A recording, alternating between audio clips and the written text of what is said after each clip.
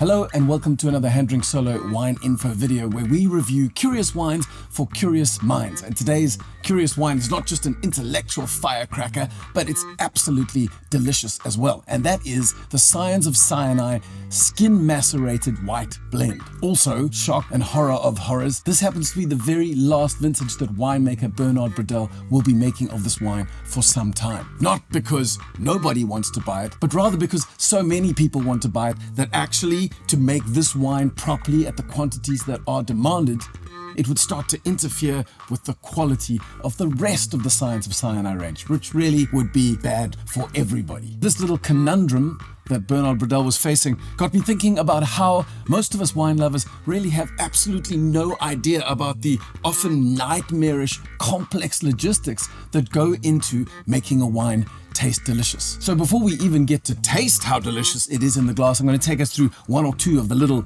logistically nightmarishly complex processes that go into making a wine as crazy and as delicious as the Senor Tallos 2023.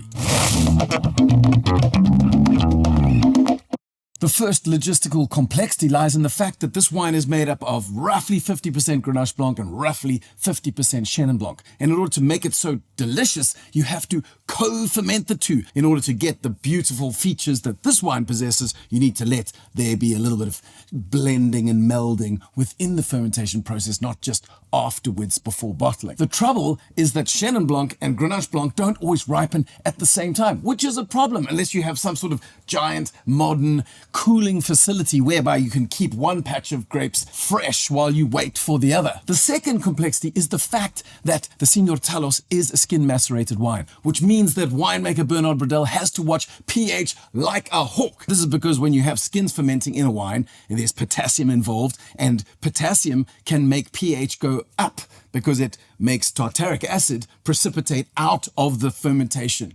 So what you then have is an open door for bacteria who like a slightly higher pH to come in and have a party, ruining the wine in total. So one wants to keep pH low and acid high in order to keep the wine safe from microbial spoilage. The trouble with that is that if pH is really, really low, malolactic conversion can slow down quite a lot. And that's relevant because the development of flaw on a wine cannot start until malolactic conversion is finished. So you need pH to be high enough for malolactic conversion, but low enough to keep microbial spoilage at bay. And then when you zoom out a little bit, you notice that the weeks and days are passing and the weather is slowly getting cooler. And as the ambient temperature in the cellar cools, it becomes even harder for flaw to develop. So there's this race against time. There's this narrow window between pH high and pH low. And really, it's kind of like Luke Skywalker trying to dodge turret guns and TIE fighters while flying down a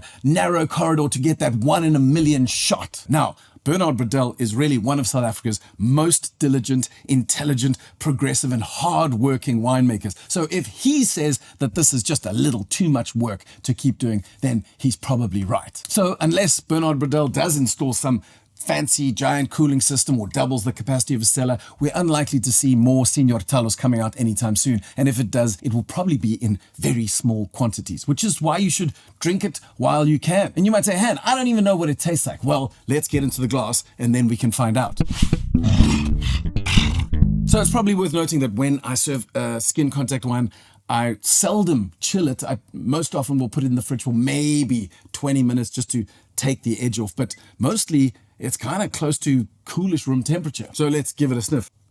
Well, it's no surprise, being a Bernard Bradell wine, that it's hugely engaging on the nose. So many layers. You have fresher kind of nectarine, but then also slightly sweeter dried apricot. And that is woven in with spice. That there's a touch of savory umami to it, but then also sweeter ginger spice. It's almost like a really tasteful kombucha infusion, but without any of the weird funk. And then floating over the top of it, there's also a really lovely dried fynbos. It's kind of buchu, but not quite buchu in that zone, which rounds out all the fruit elements delightfully. So let's give it a sip and see what's on the palate.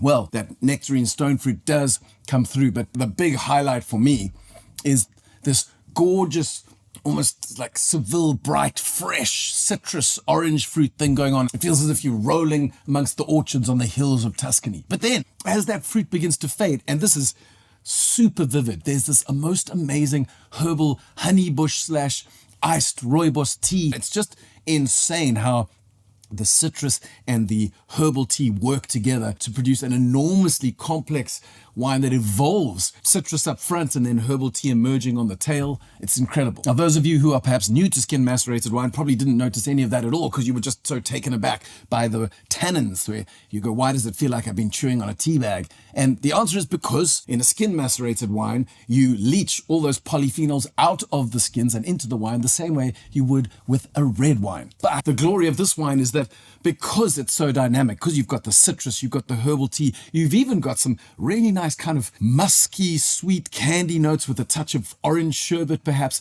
and all of that stuff really sits in beautiful balance with those tannins that would perhaps feel completely out of place in a simpler wine. The other thing to note about skin macerated wines is that they create this sort of paradox, if done right, between the tannins drying your mouth a little bit and then the beautiful juicy acidity represented in this case by that beautiful Tuscan orange note, which leaves your mouth watering. So it really is this sensory roller coaster from beginning to end, and I think a worthy tribute to winemaker Bernard Bradell. So I hope you enjoy this wine while we have it, and perhaps as you pour yourself a second glass, I am going to leave links to 2 videos, one of which talks about Grenache Blanc on a kind of more global level, and the other one goes into deep chemical detail about the rather weird and wonderful way in which tannins and your saliva interact with one another.